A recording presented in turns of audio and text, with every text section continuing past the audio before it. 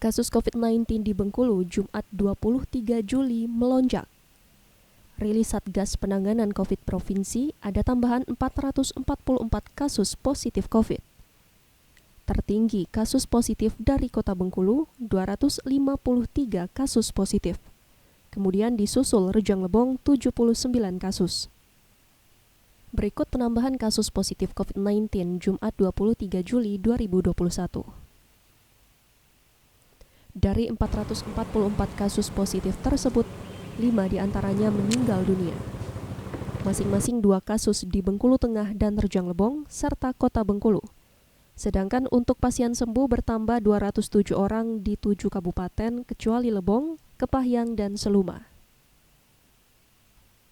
Berikut pasien COVID yang dinyatakan sembuh Jumat 23 Juli 2021. Kepala Dinas Kesehatan Provinsi Herwan Antoni menyampaikan untuk warga yang isolasi mandiri diimbau melapor ke Satgas COVID di wilayah masing-masing dan dikoordinasikan ke petugas puskesmas setempat agar dapat dilakukan pemantauan untuk mencegah terjadinya klaster baru penularan. Ya, sejauh ini kita belum mendapatkan surat edaran dari Kementerian Kesehatan terkait dengan azitromisin, salah satu obat yang saat ini lagi heboh di media. Tentu patokan kita kalau di dunia itu kan internasional kan WHO, kalau kita di nasional adalah Kementerian Kesehatan. Sampai saat ini belum ada kita dapatkan pemberitahuan baik secara lisan atau tertulis terhadap obat tersebut.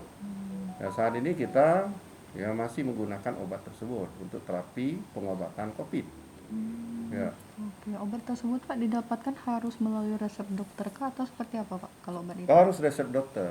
Oleh karena itu bagi pasien-pasien yang isoman, kita tetap prosedur SOP kita itu melalui dokter. Dokter wilayah. Dokter wilayah itu salah satunya adalah dokter di puskesmas.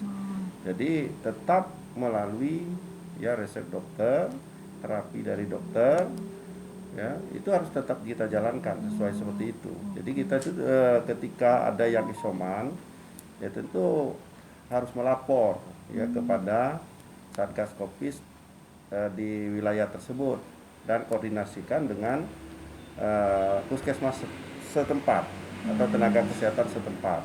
Nanti mereka yang melakukan pemantauan, pemantauan sekaligus untuk mengecek dari kondisi pasien, termasuk hasil lab, hasil rapid dan sebagainya.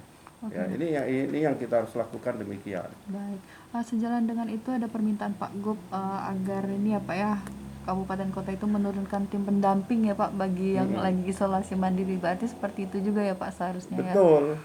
Jadi memang sekarang ini karena sekarang ini kan banyak warga kita yang isolasi mandiri.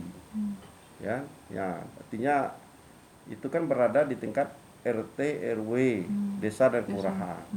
Jadi tentu Satgas COVID sesuai dengan pelaksanaan PPKM, mereka yang harus melakukan upaya-upaya pemantauan, pelaporan, sekaligus bagaimana mereka melakukan pengawasan, memberikan bantuan dan sebagainya. Oleh karena itu diminta masing-masing desa punya tempat atau pusat karantina. Itu sejak dari dulu. Artinya tidak ada kata terlambat bagi kita untuk dapat menyiapkan tersebut.